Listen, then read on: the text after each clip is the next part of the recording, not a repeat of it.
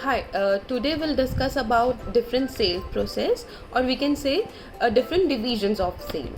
तो हमारे पास बेसिकली तीन डिवीजन्स है सेल की. Number one is lead qualification, second is NBD and third is CRR. अब हम इन तीनों को डिटेल में डिस्कस करेंगे. सबसे पहला है लीड क्वालिफिकेशन. लीड क्वालिफिकेशन क्या है? बेसिकली आप अपनी लीड्स को फिल्टर कर लेते हैं किसमें, प्रॉस्पेक्ट लीड्स में, कि जो आपके पास बाकी की लीड्स बचे वो आपकी काम की लीड्स हो, आप जिनसे काम करना चाहते हो, राइट. तो लीड क्वालिफिकेशन करता कौन है, उसको क्या बोलते हैं उसको हम लीड क्वालिफायर बोलते हैं, जिसके पास एक सेट ऑफ क्राइटेरियाज रहते हैं, मेजर्स रहते हैं, जिसके बेसिस पे वो लीड को क्वालिफाई या डिसक्वालीफाई करता है. क्वालिफाई लीड वो कहलाएगी जो हमारे क्राइटेरिया से मैच करती है और जिनसे हम आगे काम करना चाहेंगे, और डिसक्वालीफाइड लीड वो कहलाएगी जिनसे हम काम करना नहीं चाहते हैं या जिनकी रिक्वायरमेंट कम है या जो रोल्स में रिक्वायरमेंट है ही नहीं जिनकी. ठीक है, तो अब हम लोग डिस्कस करते हैं कि लीड क्वालिफिकेशन के क्राइटेरियाज क्या है या हमें क्या प्रोसीजर फॉलो करना है लीड क्वालिफिकेशन का. So now will discuss about different qualification criterias, right. So first criteria हमारे पास क्या रहेगा, उनकी बाइंग कैसे रहती है, कट्स में रहती है या रोल्स में रहती है. अगर कट्स में रहती है तो वो हमारे लिए प्रॉस्पेक्ट लीड नहीं है, और अगर रोल्स में रहती है then will take him to next step. ठीक है, उसके बाद जो सेकंड क्राइटेरिया हमारा रहेगा वो रहेगा बाइंग कैपेसिटी का, कि क्लाइंट मंथली कितने रोल्स लेता है.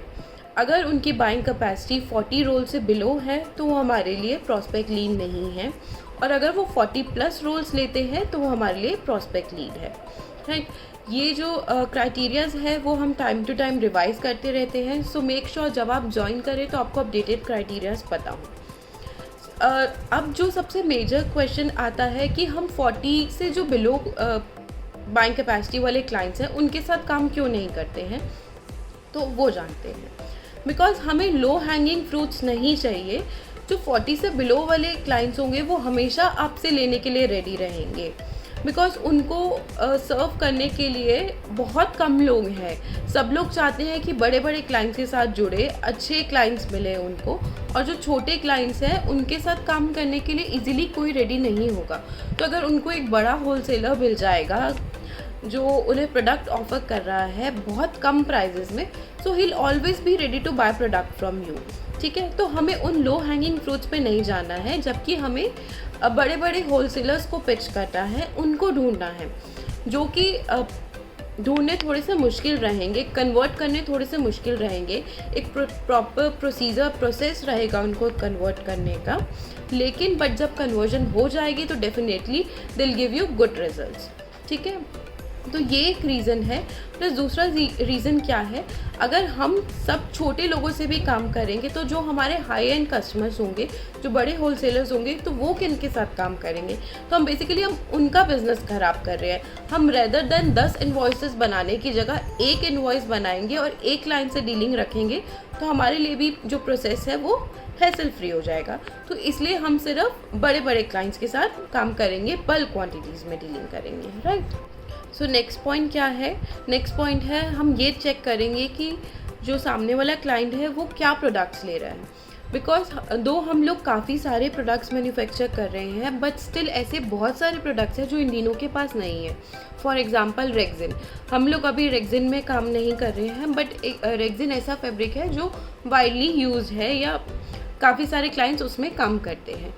तो हमें ये चेक करना बहुत ज़रूरी है कि सामने वाला क्लाइंट क्या प्रोडक्ट ले रहा है. हो सकता है उनकी बाइंग कैपेसिटी 100 रोल्स की हो, बट वो सारा ही रेक्जिन लेते हो या रेक्जिन में डील करते हो. तो ये जानना बहुत ज़रूरी है कि वो किन किन प्रोडक्ट्स में काम कर रहे हैं या क्या उनके रनिंग प्रोडक्ट्स हैं, राइट. नेक्स्ट जो पॉइंट है वो है इस करंट वेंडर्स, या वो अभी मटेरियल कहाँ से ले रहे हैं. लेट्स सपोज अगर वो लोकली प्रोक्योर कर रहे हैं मटेरियल, वो वहीं से अपने आसपास के एरिया से ख़रीद रहे हैं मटेरियल, इसका मतलब है उनकी रिक्वायरमेंट्स कम रहती हैं या कभी कभी उनको मटेरियल लगता है, इसलिए वो बाहर से नहीं ले रहे हैं. बिकॉज जिसकी बाइंग कैपेसिटी अच्छी रहेगी वो हमेशा से चाहेगा कि वो अपना प्रॉफिट मार्जिन इंक्रीज़ रखे और जहाँ से उसको पैसा बचता हो वो बचाए, राइट. और जो छोटा क्लाइंट होगा वो कोशिश करेगा कि हैसल फ्री प्रोसेस रहे उसका, उसको सिरदर्दी कम लगे, बिकॉज उसको एक ही रोल चाहिए या 10 मीटर चाहिए या कम क्वांटिटी चाहिए, तो वो आसपास से लेना प्रेफर करेगा। तो ये भी एक फैक्टर, इम्पॉर्टेंट फैक्टर हो सकता है जानने में कि सामने वाला प्रॉस्पेक्ट लीड है या नहीं है। तो ये कुछ पॉइंट हैं जिनको हम ध्यान में रखेंगे लीड को क्वालिफाई करते हुए, राइट।